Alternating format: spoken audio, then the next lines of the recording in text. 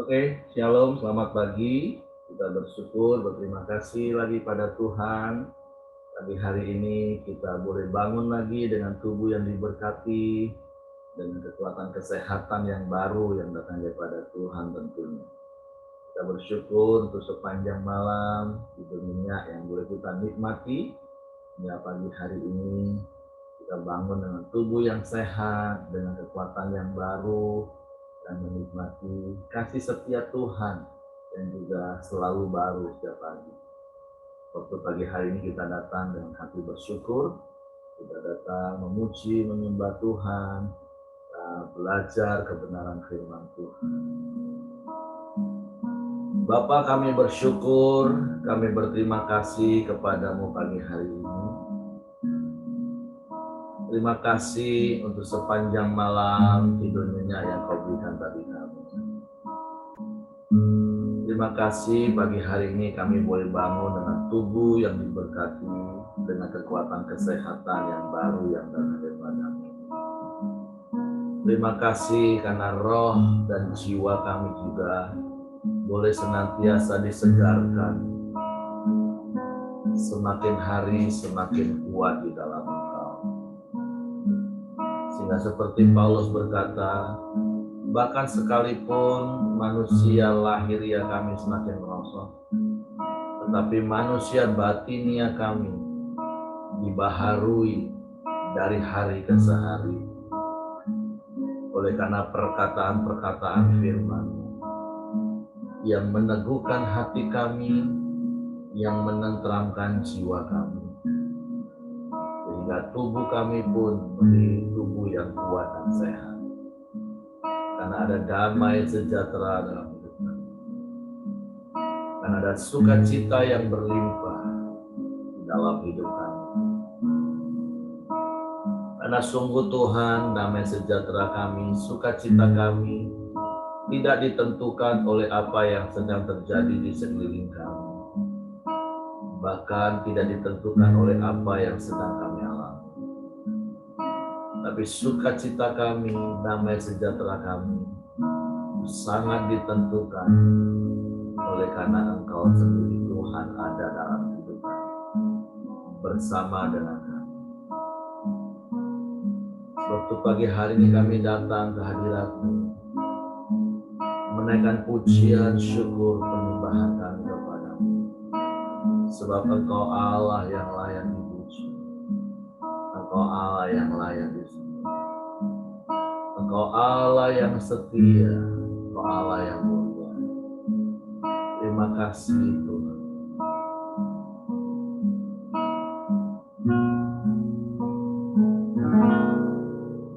Kau Allah yang setia, Bapa yang mulia, kasih-Mu besar Tuhan. Kau selamatkan hidupku,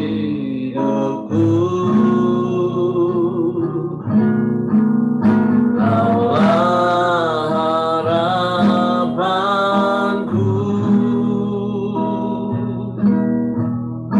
hidupku dalam-Mu.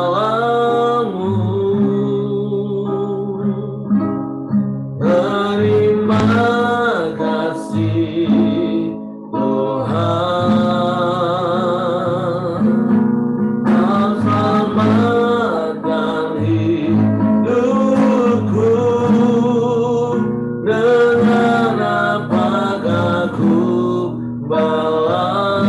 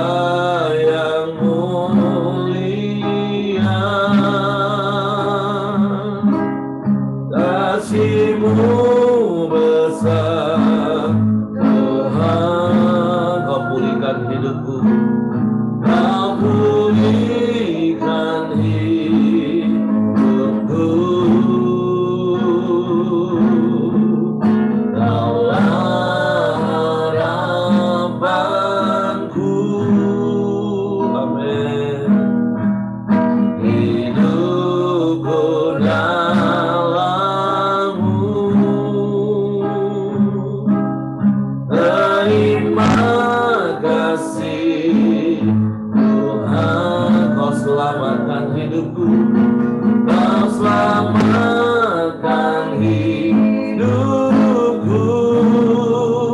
Dengan apakah ku balas segala kebaikan-Mu?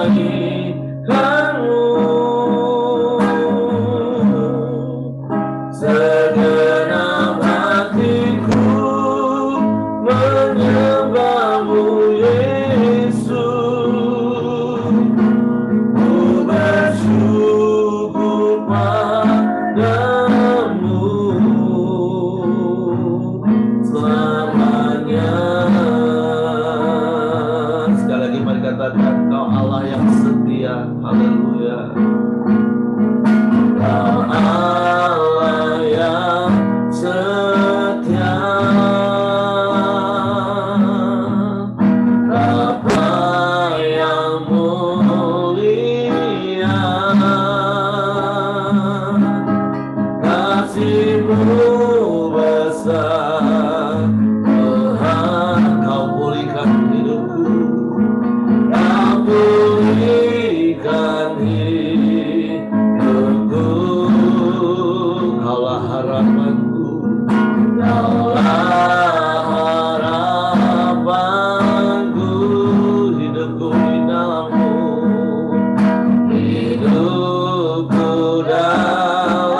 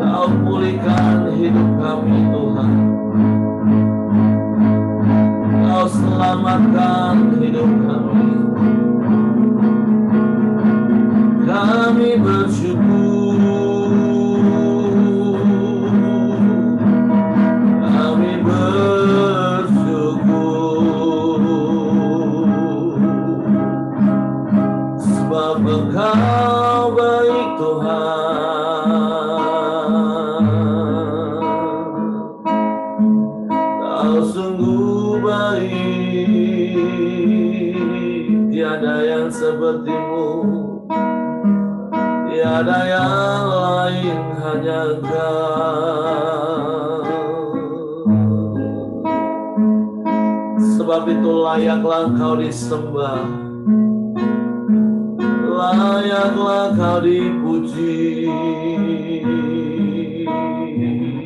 ditinggikan, diagungkan selamanya, selamanya.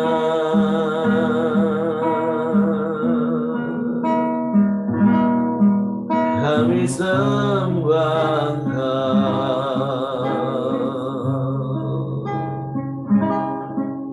kami sembah Kau, kami sembah, kami puji, kami muliakan nama-Mu. Haleluya,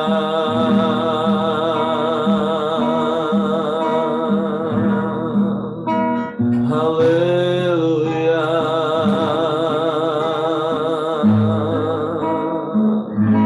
Terpujilah nama-Mu Tuhan, dimuliakanlah Kau Tuhan, diagungkanlah nama-Mu. Kau layak dipuji, Kau layak disembah. Haleluya,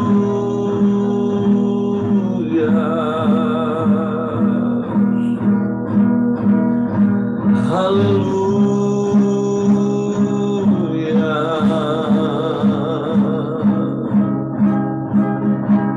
Terpujilah nama-Mu, Yesus Tuhan.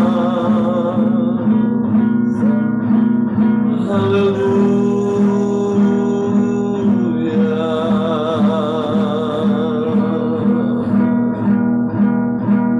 haleluya.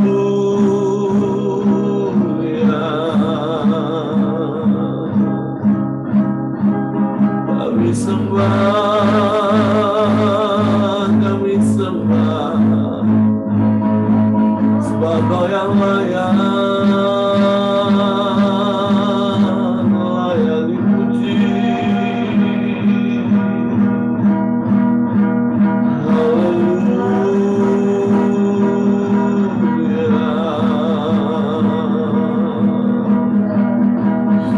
kami bersyukur, kami bersyukur, sebab Engkau baik Tuhan.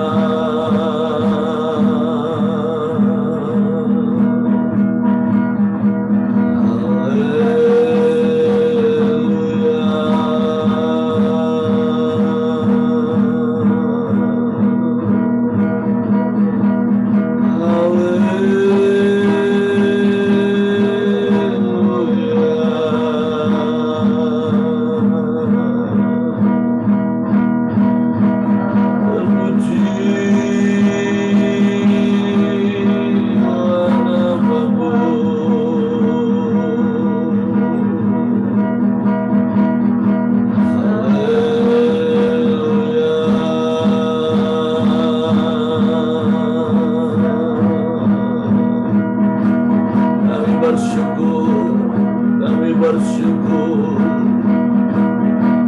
sebab kasih-Mu sempurna, rancangan-Mu ajaib. Kami bersyukur, kami bersyukur.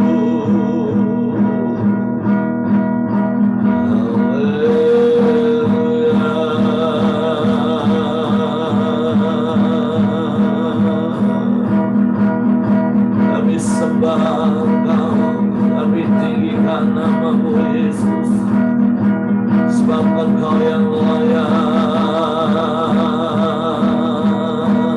Haleluya, haleluya, haleluya.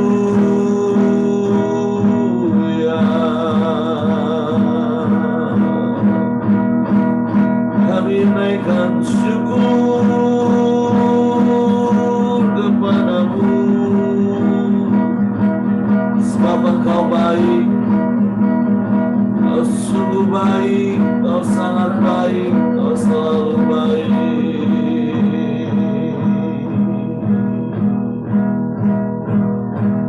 Terima kasih. Ku bersyukur Bapa, ku bersyukur Tuhan, buat kasih setiamu di dalam hidupku. Ku bersyukur,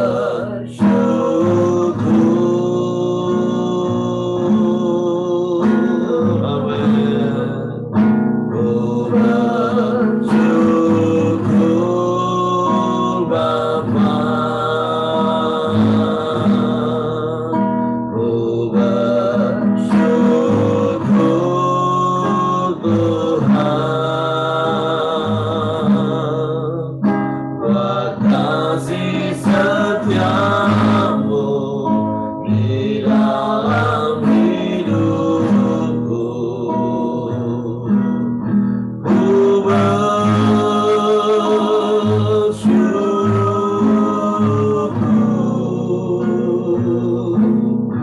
Tuhan, ku bersyukur, ku bersyukur Bapa. Panjatkan syukurmu. Ku bersyukur Tuhan, amin. Buat kasih setiamu di dalam hidupku. Ku bersyukur,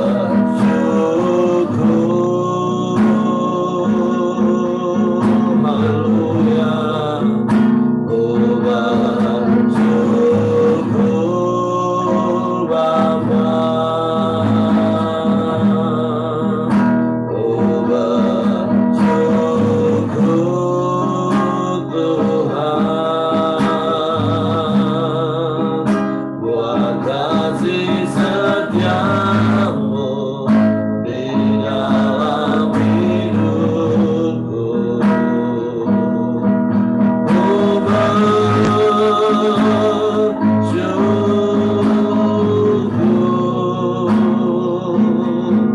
Tuhan. Sekali mari katakan, ku bersyukur, ku bersyukur Bapa, amin. Ku bersyukur Tuhan, buat kasih setiamu di dalam hidupku. Ku bersyukur, haleluya, haleluya.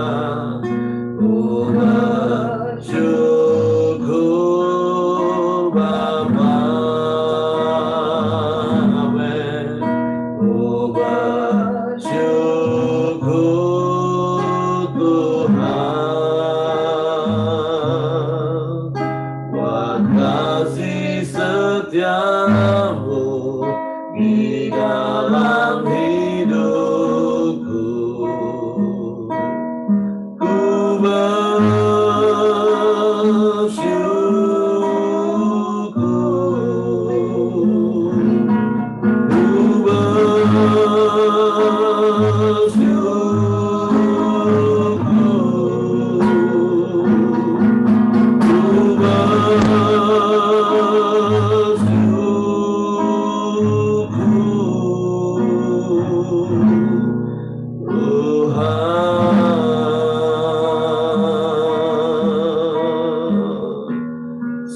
hati kami limpah dengan ucapan syukur kepadamu pagi hari ini. Karena kasih setiamu besar dalam hidup kami, Tuhan. Engkau pulihkan hidup kami. Engkau selamatkan hidup kami. Engkau mengasihi kami. Engkau jadikan kami umat kesayangan-Mu, milik pusaka-Mu, yang Kau jagai seperti biji mata-Mu, yang setiap pagi Kau datangi dengan kemurahan. Engkau jagai dengan kasih setia-Mu. Bapa, betapa hati kami bersyukur kepadamu, sebab kasih-Mu sempurna dalam hidup kami. Kasih-Mu ajaib dalam hidup kami. Bahkan kuasa-Mu ajaib bagi kami. Bapa, kami bersyukur, kami berterima kasih kepadamu pagi hari ini. Engkau setia menjagai kami, melindungi kami sampai hari ini. Karena Engkau Allah yang tidak pernah tertidur, Engkau Allah yang tidak pernah terlelap. Sebab itu kami bersyukur kalau pagi hari ini kami masih boleh ada, sebagaimana kami ada.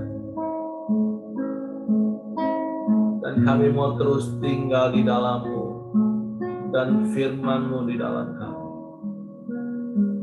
Sehingga kami menikmati hari-hari hidup kami, senantiasa dipenuhi dengan damai, sejahtera, dan sukacita berlimpah yang datang daripada-Mu.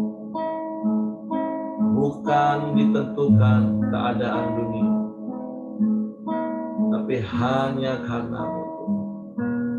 Jiwa kami bersuka, jiwa kami bergirang, sebab Engkau Allah yang setia. Bapak, terima kasih buat pagi hari ini. Kami mau buka hati kami terus untuk firman-Mu. Biar hati kami menjadi tanah yang subur, yang ditaburi benih firman. Sehingga benih itu bertumbuh dan berbuah pada musimnya. Sehingga hidup kami memuliakan nama-Mu, menyenangkan dan menyukakan hati. Roh Kudus, tolong kami untuk mengerti firman-Mu. Tolong kami untuk memahami firman-Mu, sehingga kami mempercayai firman dan kami melakukan firman.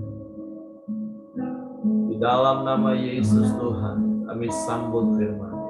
Haleluya, haleluya, haleluya. Amin. Oke, silakan Ibu Riana. Shalom, selamat pagi Bapak Ibu sekalian. Selamat pagi. Renungan kita hari ini terambil dari Matius 23 ayat 1 sampai dengan 7. Saya bacakan. Yesus mengecam ahli-ahli Taurat dan orang-orang Farisi. Maka berkatalah Yesus kepada orang banyak dan kepada murid-muridnya, katanya, ahli-ahli Taurat dan orang-orang Farisi telah menduduki kursi Musa. Sebab itu, turutilah dan lakukanlah segala sesuatu yang mereka ajarkan kepadamu, tetapi janganlah kamu turuti perbuatan-perbuatan mereka, karena mereka mengajarkannya tetapi tidak melakukannya. Mereka mengikat beban-beban berat, lalu meletakkannya di atas bahu orang, tetapi mereka sendiri tidak mau menyentuhnya. Semua pekerjaan yang mereka lakukan hanya dimaksud supaya dilihat orang. Mereka memakai tali sembahyang yang lebar dan jubah yang panjang. Mereka suka duduk di tempat terhormat dalam perjamuan dan di tempat terdepan di rumah ibadat. Mereka suka menerima penghormatan di pasar dan suka dipanggil rabi.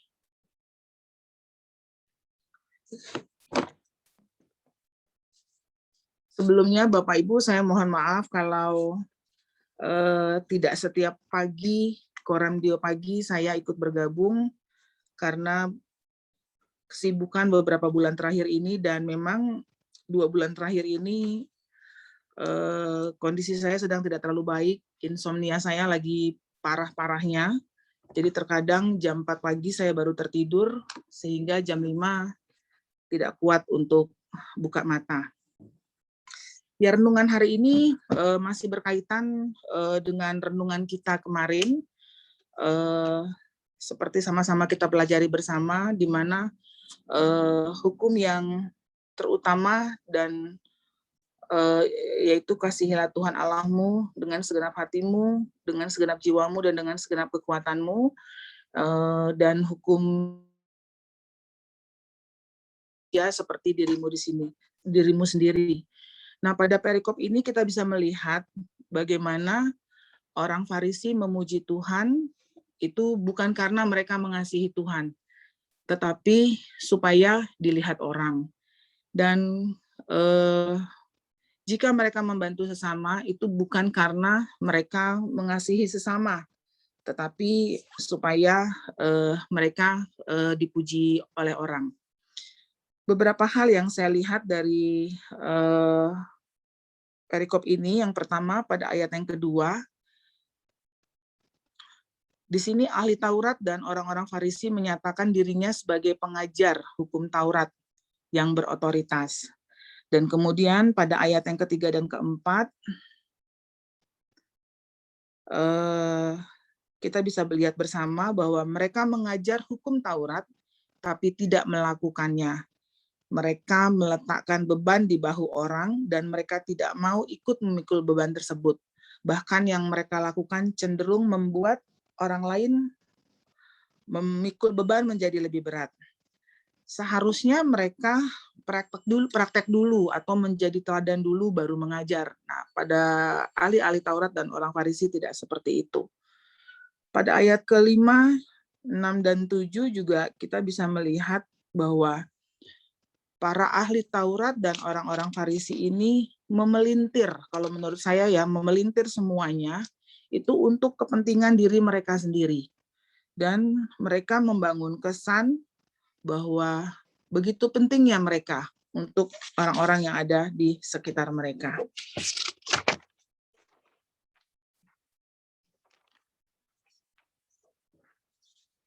Yang saya dapat ambil secara pribadi dari renungan pada pagi hari ini, yang pertama yaitu bahwa perkataan yang kita wujudkan dalam bentuk tindakan nyata sehari-hari itu memiliki kekuatan yang sangat besar. Nah, kemudian yang kedua, jangan pernah kita membiarkan perbuatan kita ditentukan oleh perbuatan orang lain, karena kita punya otoritas untuk diri kita sendiri. Dan yang ketiga, jangan hanya melihat apa yang dibuat oleh orang lain, tetapi tetapkan hati untuk selalu melakukan yang terbaik. Walaupun tidak mudah untuk bisa melakukan yang terbaik. Yang keempat, lakukan sesuatu bukan untuk dipuji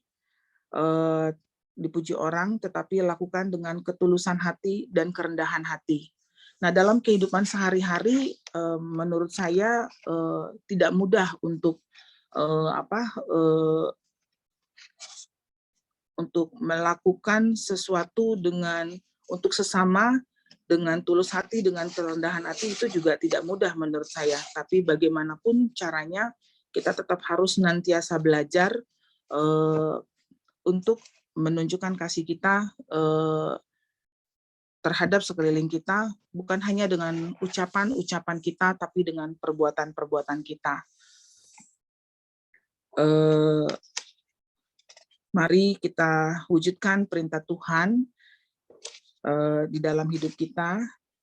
Kita tidak hanya berkata-kata saja, tapi mewujudkan kata-kata kita itu dengan perbuatan atau tindakan yang nyata di dalam kehidupan kita sehari-hari. Saya rasa demikian Pak Heri yang dari saya. Selanjutnya saya kembalikan kepada Pak Heri. Oke, terima kasih Bu Riana. Nah, Terima kasih buat apa yang disampaikan oleh Ibu Yana dari renungan harian kita hari ini. Tentu ini satu perikop di mana Yesus mengecam ahli Taurat dan orang-orang Farisi. Dan nanti kita akan lihat ada begitu banyak hal. Tapi seperti yang Ibu Riana tadi katakan, sebenarnya kan mereka ini adalah orang-orang yang sudah menduduki kursi Musa, yaitu kepemimpinan, level di pemimpin. Nah, tetapi dari apa yang mereka jalani dalam hidup mereka dan apa yang Yesus lihat, itu ternyata ada begitu banyak hal sehingga Yesus mengecam mereka. Nah, tentu hal ini juga menjadi peringatan bagi setiap kita. Seperti apa yang Ibu Riana tadi sampaikan, ada poin-poin yang Tuhan ingatkan kita. Jangan sampai hidup kekristenan kita ini melakukan hal-hal yang baik itu hanya untuk sebuah pencitraan supaya dilihat orang. Nah, apalagi seperti di ayat-ayat yang pertama, hanya bisa mengajar tapi tidak melakukannya. Makanya ada begitu banyak prinsip-prinsip yang kita bersyukur kita diajar, apalagi kalau kita di level pemimpin. Tapi berbicara tentang level pemimpin ini bukan bicara tentang jabatan Bapak Ibu. Kalau Bapak Ibu masih ingat apa yang dimaksud dengan pemimpin itu adalah setiap kita. Kenapa? Karena setiap murid Kristus itu harus memimpin orang-orang kepada Kristus. Nah, kan namanya pemimpin itu kan memimpin. Nah, jadi pemimpin dalam hal ini tentu bukan saja bicara tentang jabatan, tapi bicara tentang fungsi. Dan saya meneguhkan setiap kita orang percaya, setiap kita murid Kristus, kita ini pemimpin. Karena kita diberi tugas dan jawab oleh Tuhan untuk memimpin orang dan membawa orang kepada Kristus. Bahkan kalau Rasul Paulus katakan memimpin tiap-tiap orang. Makanya saya mendorong hari-hari ini Bapak Ibu masing-masing minimal ambillah tanggung jawab satu jiwa saja yang Bapak Ibu pimpin dan bawa mereka kepada Kristus, bawa mereka hidup dalam kerajaan Allah. Nah, tapi sekali lagi sebagai pemimpin, maka prinsip yang pertama tentunya yuk kita jadi teladan. Karena satu keteladanan itu lebih berkuasa daripada ribuan kata-kata. Dan juga jangan sampai kita menjadi batu sandungan seperti ahli Taurat dan Farisi yang hanya bisa menaruh beban, tapi kita sendiri nggak memikul. Kita melakukan hal-hal baik hanya sebagai sebuah pencitraan. Nah, tapi ada satu hal lagi yang Tuhan mau ingatkan kepada kita. Tentu nanti Bapak Ibu yang lain boleh tambahkan. Nah, ayat yang ketiga bagian yang pertama. Nah, ini yang sangat penting karena ini juga yang sering kali saya sampaikan kepada jemaat tentunya. Karena di posisi sebagai jemaat dalam tanda kutip ketika melihat orang yang memimpin hidupnya, nah seringkali ada begitu banyak orang akhirnya sepertinya justru tersandung, padahal kan firman Tuhan sudah jelas ingatkan. Nah, saya baca ulang. Sebab itu turutilah dan lakukanlah segala sesuatu yang mereka ajarkan kepadamu. Nah, ini pesan penting yang Yesus ingatkan kepada kita pagi hari ini. Turutilah dan lakukanlah segala sesuatu yang mereka ajarkan kepadamu, tetapi janganlah kamu turuti perbuatan-perbuatan mereka, karena mereka mengajarkannya tapi tidak melakukannya. Nah, prinsip yang pernah saya sampaikan kan, yuk fokus kepada pengajaran, bukan kepada pengajar. Nah, masalahnya ada begitu banyak orang Kristen, justru terkadang lebih fokus kepada pengajar. Siapa dulu nih yang khotbah nih? Oh, kalau si A yang khotbah, wah, aku pasti senang nih. Nah, it's okay. Mengidolakan seseorang itu nggak salah, walaupun itu perlu hati-hati. Apalagi kalau sampai terjebak dengan yang namanya kultus individu. Karena begitu orang yang diidolakan dan orang yang dikultuskan itu jatuh, jatuhlah semua para pengikutnya. Dan hari-hari ini ada begitu banyak hal yang bisa kita lihat. Nah, makanya sebagai kalau kita di sisi pihak sesama jemaat, nah ini prinsip yang pertama yang benar-benar Tuhan mau ingatkan. Karena ada begitu banyak orang yang saya katakan tadi sepanjang perjalanan pelayanan saya, akhirnya mereka tersandung dengan pemimpin. Tentu dalam konteks gembala mereka mungkin, pendeta mereka mungkin, bahkan pendeta besar yang bukan gembala mereka, tapi yang mereka idolakan, ketika terjadi hal-hal yang tidak sesuai dengan apa yang mereka harapkan. Karena kan ini realita hidup yang harus kita lihat. Kalimat sederhana yang sering kali jemaat ngomong tuh gini kepada saya, Pak, seharusnya kan pendeta nggak boleh begitu, Pak. Mungkin ratusan, bahkan mungkin ribuan kali selama 30 tahun saya penggembalaan ada jemaat yang ngomong seperti itu.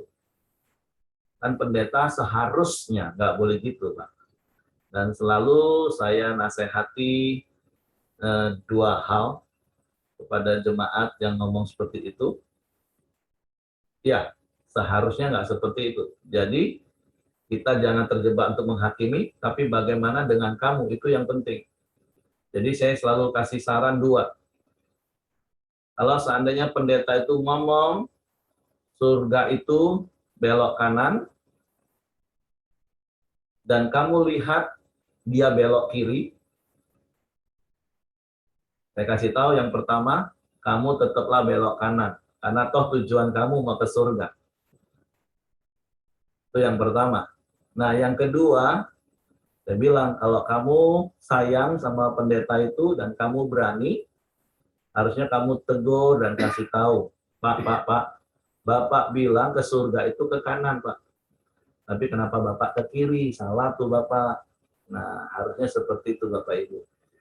Tapi saya nggak tahu, Bapak Ibu termasuk tipikal orang yang tetap fokus pada pengajaran atau fokus pada pengajar, sehingga akhirnya tetap ngikut ke kiri, walaupun tahu harusnya ke kanan, atau akhirnya menjadi orang yang bingung di persimpangan, nggak tahu ke kanan atau ke kiri.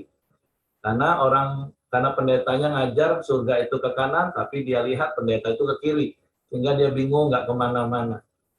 Makanya pagi hari ini firman Tuhan ingatkan kita, yuk fokuslah pada pengajarannya.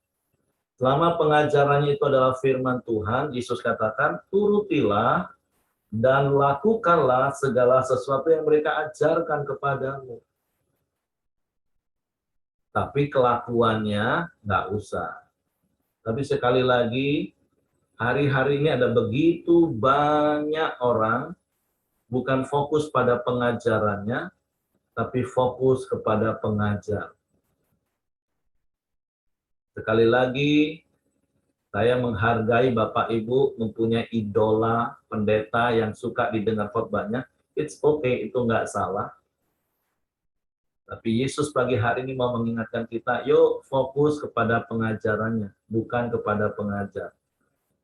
Ya tentu dalam konteks sisi yang satunya sebagai pengajar, sekali lagi berkali-kali saya katakan, saya sebagai pengkhotbah, sebagai pengajar, tentu saya selalu memperbesar kapasitas saya belajar public speaking, saya belajar bagaimana cara menyusun khotbah yang teratur, saya belajar bagaimana cara menyampaikan khotbah itu sehingga orang nggak boring, orang nggak bosan dengar.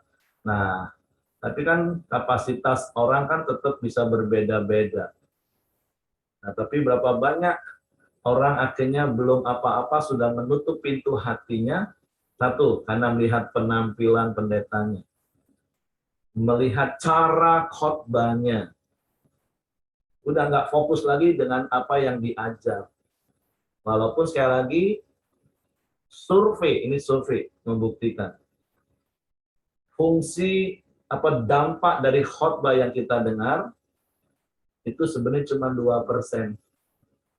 Mau sebagus apapun pendeta itu, public speaking-nya, cara menyampaikan khotbahnya, cara mengajarnya, yang bisa diserap itu cuma 2%. Nah, apalagi kalau kita akhirnya hanya fokus dengan pengajarnya, bukan pada pengajarannya. Makanya ada begitu banyak orang Kristen hanya sekedar euforia waktu dengar firman, karena bagus public speaking-nya, bagus cara penyampaiannya tadi. Nah, pengajarannya begitu nyampe rumah, lupa apa yang diajarin.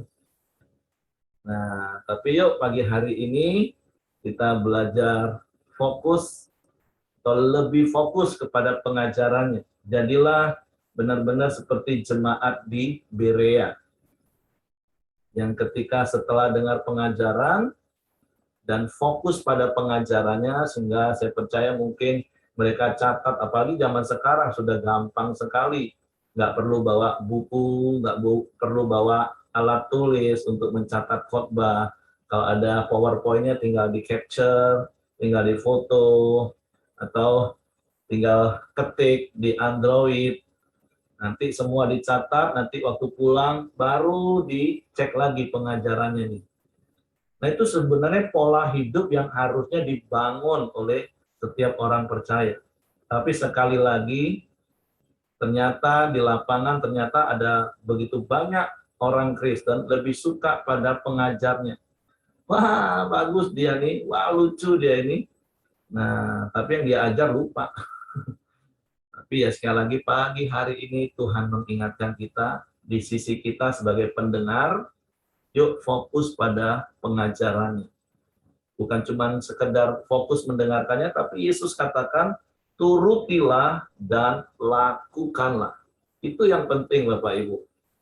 Apa artinya sih kita cari semua pendeta ngetop, setiap hari kita dengerin khotbahnya, tapi kalau kita nggak menuruti dan tidak melakukan khotbah itu, untuk apa? Karena yang penting Yesus katakan, turutilah dan lakukanlah segala sesuatu yang mereka ajarkan kepadamu. Nah, itu yang penting. Bukan cuma sibuk cari pengkhotbahnya yang bagus, didengerin. Nah, tapi pagi hari sekali lagi, come on, kita membangun sebuah gaya hidup yang benar. Ketika kita mendengar seseorang mengajar kebenaran, yuk kita fokus pada pengajarannya, bukan pada pengajar. Terus turutilah dan lakukanlah. Mungkin itu saja yang ingin saya tambahkan, yang Tuhan mau ingatkan bagi setiap kita, supaya kita tidak terjebak untuk menghakimi. Kalau yang si A ini khotbah sudah belum apa-apa sudah tertutup pintunya, udah nggak dapat lagi sama sekali. Ingat, pendeta yang hebat saja yang kita mau dengar cuma 2%, apalagi yang langsung kita tutup. Dia lagi sudah. Pak Heri hilang ya? Halo? Ya, baru dengar lagi. Oh, dari tadi suara saya nggak kedengaran? Ada beberapa kata terakhir. Oh iya, jadi kalimat pentingnya saya ingatkan, yuk kita fokus pada pengajarannya, bukan pada pengajar, terus turuti dan lakukan. Itu yang jauh lebih penting lagi. Jadi jangan hanya sekedar jadi orang Kristen yang euforia, hanya tarik pengajar-pengajar yang ngetop, tapi nggak dilakukan, sehingga akhirnya kita akan terjebak hanya dengar dongeng. Bukan pendetanya mendongeng, Bapak Ibu. Bukan khotbahnya jadi dongeng, bukan. Tapi sikap hati kita yang salah. Nah, seperti itu saja sih yang ingin saya tambahkan. Oke, silakan.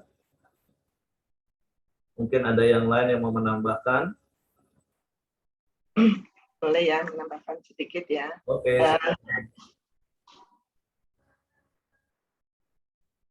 Jadi, kalau untuk orang yang di luar Tuhan Yesus, itu ada contoh yang benar-benar kita itu sebel ya. Bapak Ibu ingat Habib Rizik Syihab ya? Coba Bapak Ibu, itu adalah pemimpin agamanya mereka yang seperti itu. Kalau bahasa Jawanya, itu namanya Ustadz Jarkoni. Jarkoni itu dari kata singkatan ya. Iso ujar artinya bisa mengatakan, tapi tidak bisa melakoni. Itu Ustadz Jarkoni. Itu di luar Tuhan Yesus ya. Nah, tapi pengajar-pengajar di dalam Tuhan, pendeta-pendeta besar itu ya, yang diidola-idolakan, itu ya ada. Itu yang Jarkoni juga. Ada Bapak Ibu. Ada pendeta besar ya, mengatakan hidup adalah untuk Tuhan, mati adalah keuntungan. Tapi pada suatu saat pas merayakan Natal di suatu daerah, wah, beliau itu dikawal oleh bodyguard-nya itu ada 6. Padahal ini jemaat loh. Dikawal bodyguard sudah benar-benar kayak apa tentara masuk gitu. Nah, coba Bapak Ibu, yang itu tidak boleh ya. Sebenarnya mengikut Yesus itu kalau dikatakan berat karena pikul salib, itu iya. Bayangkan 2 hari lalu aja kita belajar, kasihilah Tuhan Allahmu dengan segenap hatimu, dengan segenap akal budimu, ya.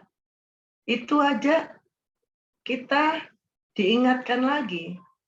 Bagaimana kamu mengasihi Allah kalau kamu tidak mengasihi saudaramu? Ya kan? Nah, itu adalah hukum yang utama dan yang terutama. Itu aja kita pegang, hukum yang terutama itu. Hukum yang kedua, kasihilah sesamamu manusia. Standarnya apa? Seperti dirimu sendiri. Bagaimana orang mengasihi diri sendiri? Ya mohon maaf ya mandi sehari 2 kali. Kalau orang nggak pernah mandi, itu berarti nggak pernah mengasihi diri sendiri ya. Ya, baju juga begitu. Bukan karena bajunya itu baru atau bajunya itu bagus, yang penting jangan robek ya, tapi bersih. Nah, itu begitu itu harus diajarkan sejak anak-anak. Itu hukum yang kedua. Sebenarnya mengikut Tuhan kalau dipikir dari itu simple. Mudah gitu. Nah, sekarang menjadi orang yang percaya Yesus. Itu otomatis jadi pemimpin loh. Gak percaya Bapak Ibu. Otomatis jadi pemimpin. Saya bekerja di institusi negara ya, di mana mayoritas itu bukan orang Kristen. Mereka melihat orang Kristen itu sebenarnya mereka segan. Karena orang Kristen itu melakukan kebenaran. Iya. Apalagi sekarang saya rumah sakit tempat saya bekerja itu memang ada 2 rumah sakit yang berbeda pemiliknya. Yang satu pemiliknya orang Kristen, ya. Yang satunya pemiliknya orang Islam, tapi mereka yang fahamnya faham ekstrem itu. Tapi mereka dua-duanya itu tetap menganggap saya itu bisa menjadi contoh. Coba Bapak Ibu, bagaimana laku kita kalau kita dijadikan contoh? Nggak bisa kita melanggar aturan, nggak bisa. Peraturan itu berjenjang ya. Kalau negara itu ada undang-undang dasar, ada peraturan-peraturan menteri-menteri, peraturan presiden, peraturan gubernur, wali kota, peraturan RW, peraturan lingkungan, ya, peraturan keluarga juga ada. Nah, bekerja di sebuah institusi rumah sakit juga ada peraturan di dalam rumah sakit internal di situ. Gitu. Nah, itu kalau kita coba aja kita langgar. Misal, kalau bekerja seperti saya, ini di suatu laboratorium yang membeli bahan untuk pemeriksaan, membeli alat untuk pemeriksaan. Nah, kalau saya ikut campur dan saya mengambil keuntungan dari sana, wah, saya nggak bisa jadi teladan, benar nggak bisa. Maka saya terus ajarkan kepada anak-anak saya, kalau kita bekerja, kita terima gaji, itu kita bersyukur kepada Tuhan. Ya, karena untuk apa yang dibebankan menjadi tugas tanggung jawab kita, itulah kita digaji. Jangan memikirkan mencari, kalau bahasa Jawa itu rekengan. Tahu, ngerti nggak Bapak Ibu ya? Jadi kalau kita bekerja, ya sudah fokus pada pekerjaan kita. Jangan mencari rekengan-rekengan, penghasilan-penghasilan lain yang diada-adakan. Nah itu. Maka menjadi pemimpin kalau yang seperti itu akan menjadi beban. Tapi kalau kita melakukan firman Tuhan, dalam segala pekerjaan kita, dalam hidup kita sekalipun, hari lepas hari, kita lakukan itu. Tuhan yang memberi penghiburan kalau apa yang kita lakukan itu mengecewakan. Ya, tapi tidak akan mengecewakan. Seperti kasih mengasihi diri sendiri ya. Kemarin kan saya cerita, kalau dalam hubungan suami istri, kalau saya itu semuanya saya jadikan take it easy ya, dijadikan gurauan aja gitu. Tapi pasangan kita juga nggak bisa bergurau kadang pada kondisi seperti itu, benar-benar marah gitu.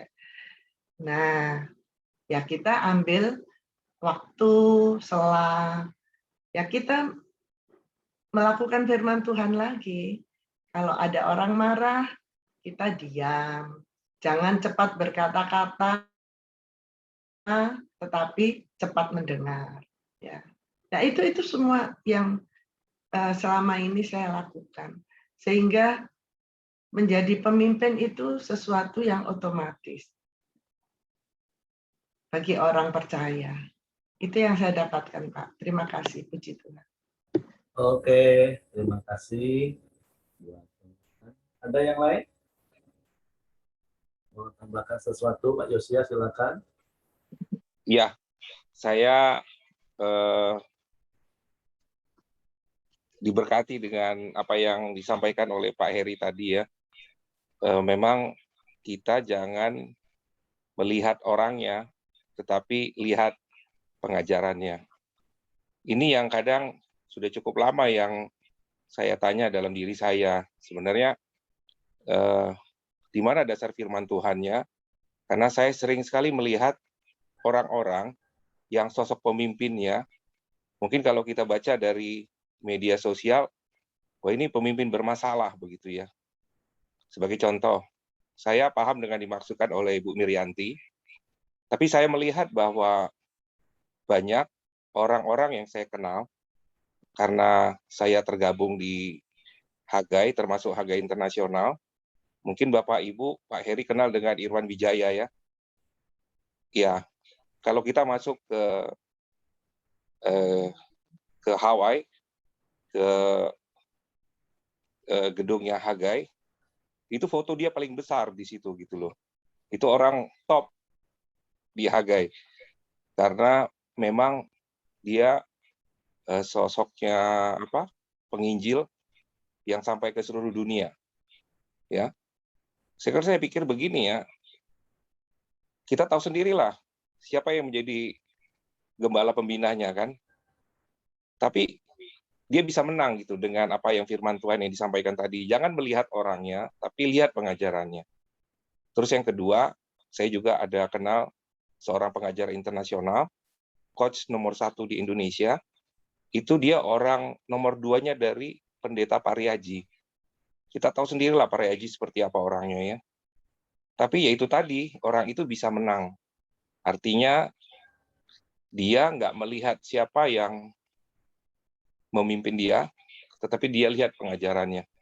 Dan dia bisa menang, dan dia orang-orang yang cukup berpengaruh, ya, baik di nasional maupun di internasional.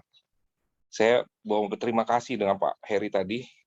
Nggak terpikirkan oleh saya ayatnya tadi. Saya pikir itu ya sudahlah, kalau pemimpinnya kayak gitu udah tinggalin aja gitu, cari pemimpin yang lain aja. Tetapi itu di luar dari perkiraan saya. Terima kasih Pak Heri. Mungkin itu aja Pak Heri. Oke, sama-sama Pak Yesya. Dan saya berharap itu menjadi pencerahan bagi setiap kita. Dan yuk kita praktekin. Ini bukan saya yang ajar, tapi ini Yesus yang ajar Bapak Ibu ya. Saya hanya menjabarkan apa yang Yesus ajarkan. Oke, kalau tidak ada lagi, saya serahkan kepada Hengki. Ya, terima kasih semua. Mari kita satukan hati dalam doa. Silakan Ko Johan.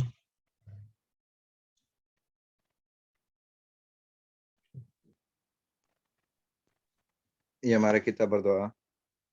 Bapa, di dalam nama Tuhan Yesus, kami berdoa atas kebaikan-Mu Tuhan. Biarlah Engkau selalu, kebajikan dan kemurahan-Mu selalu menyertai kehidupan kami ya Bapa.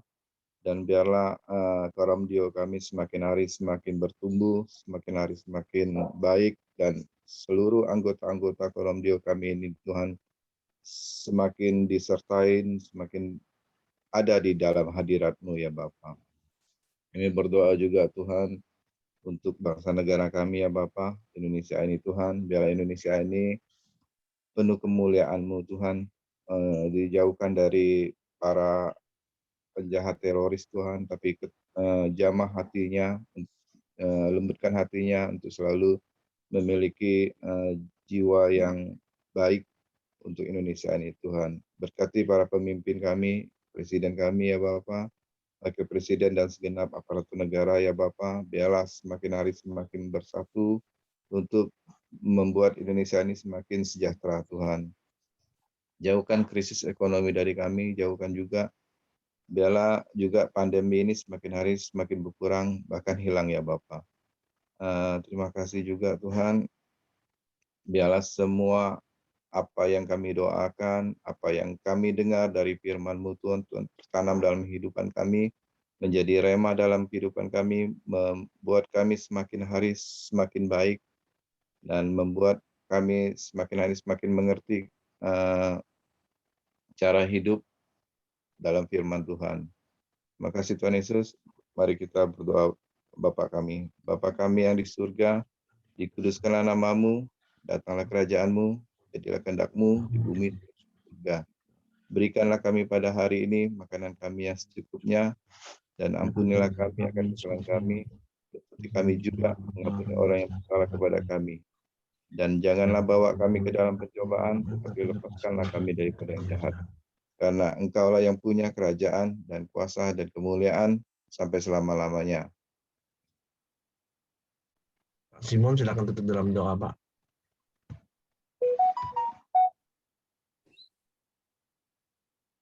Kembali kami datang dengan bersuka cita di dalam Engkau, Tuhan. Kami mau mengucap syukur atas kebaikan-Mu yang sudah memberi waktu sudah menyediakan waktu bagi kami boleh bersama-sama, Tuhan. Kami tahu, Tuhan, karena kasih dan anugerah-Mu yang besar itu kami boleh ada sampai hari ini. Dan pagi ini kami boleh menikmati firman-Mu yang sudah disampaikan oleh anak-anak-Mu Tuhan dan hamba-hamba-Mu. Biarlah itu boleh menjadi satu hikmat bagi kami untuk praktekkan, di mana kami boleh belajar setiap hari Tuhan, mempraktekkan nilai-nilai di mana sekitar kami Tuhan ada banyak orang yang belum mengerti tentang Kristus. Terima kasih.